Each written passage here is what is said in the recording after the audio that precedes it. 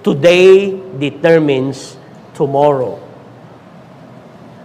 Ang ngayon ay nakasalalay, sa ngayon nakasalalay ang ating bukas. Kung anong ginagawa mo ngayon, amen, sa iyong pamilya, sa iyong buhay, amen, ito ang magtatakda kung ano ang future na magaganap sa buhay mo, maging sa mga mahal mo sa buhay. Ganito ang sabi sa awit 37 to 39. Ngunit wawasaking lubos ang masama, lahi lilipulin sa balat ng lupa. 39. Ililigtas ni Yahweh ang mga batuid, iingatan sila kapag naliligalig. Pagpalain ng Diyos ang pagkabasa ng Kanyang salita. Una nating pag-usapan ay yung the tomorrow trap. May mga tao na iniisip agad ang bukas, wala namang ginagawa ngayon. Yun ang ibig sabihin ng tomorrow trap. Natatrap tayo sa kinabukasan na wala naman tayong ginagawa sa kasalukuyan. Amen. May mga tao, mga kapatid, isip nila, amen, malakas pa ako, I have forever in my hands. Kaya pinagpapaliban nila ang paglapit sa Diyos. Pinagpapaliban nila ang paglilingkod sa Diyos. Inuuna nila ang kanilang sariling plano kaysa sa Diyos. Amen ba, mga kapatid? Isip nila, malakas ako. Pero sino nakakaalam? Saka na lang ako maglilingkod sa Diyos. Saka na lang ako lalapit sa Diyos. Pero hindi tayo nakakatiyak. Sabi nga ng Santiago, James 4:13, makinig kayo sa akin, kayong nagsasabi ngayon o bukas ay pupunta kami sa ganito o ganong bayan at isang taon kaming mananatili roon, mangangalakal kami at kikita ng malaki. So, ganun ang plano. Amen. Pupunta ako doon sa bayang yun. I will do business and earn money. Pero ano sabi? Hindi nga ninyo alam kung ano ang mangyayari sa inyo sa araw ng bukas. Ang buhay niyo parang usok lamang, sandaling lumilitaw at agad nawawala. Sa halip sabihin ninyo, kung loloobin ng Panginoon, mabubuhay kami at gagawin namin ito o iyon. Ngunit kayo'y nagmamalaki at nagyayabang, at iyan ay masama. So, ganito ang maraming tao, akala nila they have forever. Pinagpapaliban ang pagsisisi ng kasalanan, pagtalikod sa kasalanan. Gagawin ang gusto nila sa kanilang buhay. Pero darating ang araw, amen, na hindi nila inaasahan. Sino magsasabi, bukas wala na tayo? Amen. Sino magsasabi, baka mamayang gabi bumalik si Jesus. O ngayon, nasaan ang iba? Amen? At hindi lang ito totoo sa kaligtasan, ito totoo rin sa mga usapin ng pamilya. May mga taong nagsasabi na ang pamilya nila ay mahalaga, pero hindi ito nakikita sa kanilang pamumuhay. Mahalaga ang pamilya ko. Pero inom dito, inom doon. Diba?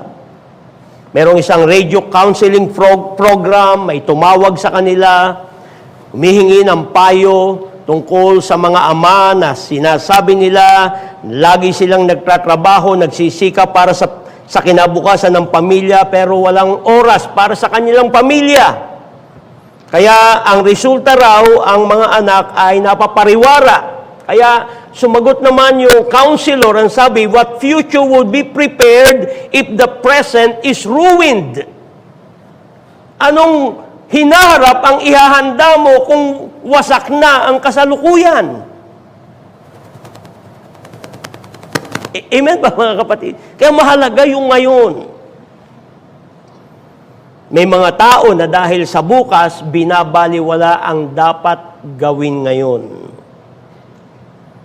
Amen. Hindi nila alam mga kapatid, ang ngayon ay mahalaga. Hindi yung bukas, mas mahalaga yung ngayon. Amen. Sapagkat ang ating imagination, tomorrow will be better. How will it be better if you're not doing anything today? Naunawaan niyo ba, mga kapatid? Ito yung katuwiran ng tamad. Amen. Di ba? Mga kapatid, ngayong umaga, napakahalaga na maunawaan natin ito. Lalo na sa mga pamilya, napakahalaga na maunawaan natin ito. Lalo na sa mga pamilya, napakaganda ng ating tinatalakay, Family Foundation. Amen. Alam nyo, mga kapatid, ang mga bata, hindi nila alam kung gaano kahalaga sa mga bata, amen, yung iyong oras para sa kanila. Meron nga isang bata daw, 6 years old, sinabi ng kanyang teacher, spell love. Dahan-dahan yung bata nag-spell T-I-M-E.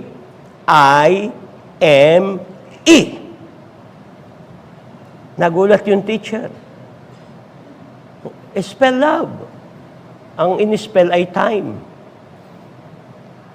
Hindi alam ng bata paano ipaliwanag ang pag-ibig, pero alam nila, amen, ang pag-ibig ay nakikita sa ginugugol mong panahon sa iyong mga anak. May mga magulang ngayon, isip nila, puro trabaho, walang oras sa pamilya. Mahal ko kasi.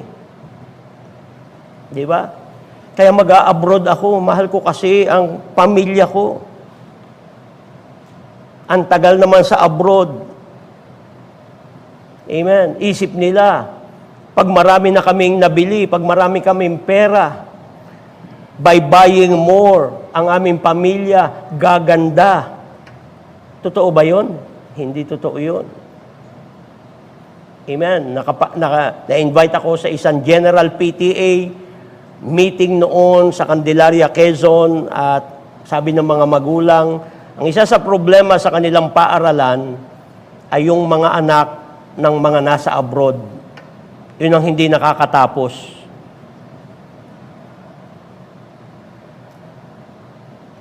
Kasi sabi ng, mag-a-abroad ako para makatapos kayo. Eh wala ka. Eh sinong magpupo sa kanila na mag-aral? Naunawaan niyo ba, mga kapatid?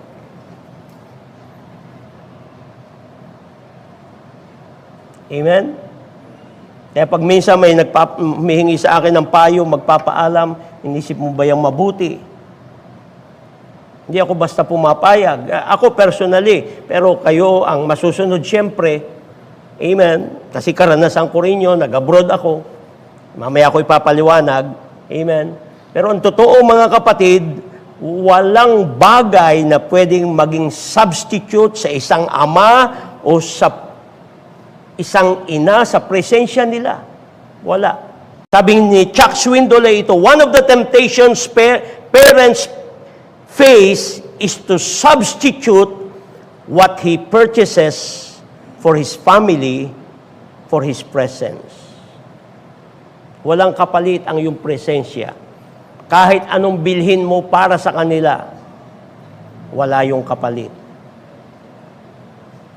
Kaya ang salita ng Diyos ay nagbibigay ng babala, mga kapatid. Amen? Maaaring mahuli ka. Amen? Sapagkat hindi mo pwedeng ipagmalaki ang bukas, sapagkat ang bukas ay pwedeng mirage, imagination mo lang. Amen? Proverbs 27:1, do not boast about tomorrow, for you do not know what a day may bring forth. Hindi mo alam kung anong dadali ng bukas. Ang mahalaga ay ngayon. Pagtuunan mo ng pansin ang iyong anak ngayon, hindi bukas. Kaya hindi ako natutuwa pag minsan naalis sa mga nanay, magtatrabaho sa abroad, iiwan ng mga anak, ay ang nanay pa naman ang hinahanap lagi ng mga bata, pati tatay. Amen? Ang Diyos nagbibigay sa atin ng ngayon. God is giving us today. Ngayon ang oras lumapit sa Diyos. Ngayon ang oras akayin natin ang ating mga anak patungo sa Diyos. Ngayon ang oras para paglingkuran ng Diyos. Amen ba mga kapatid?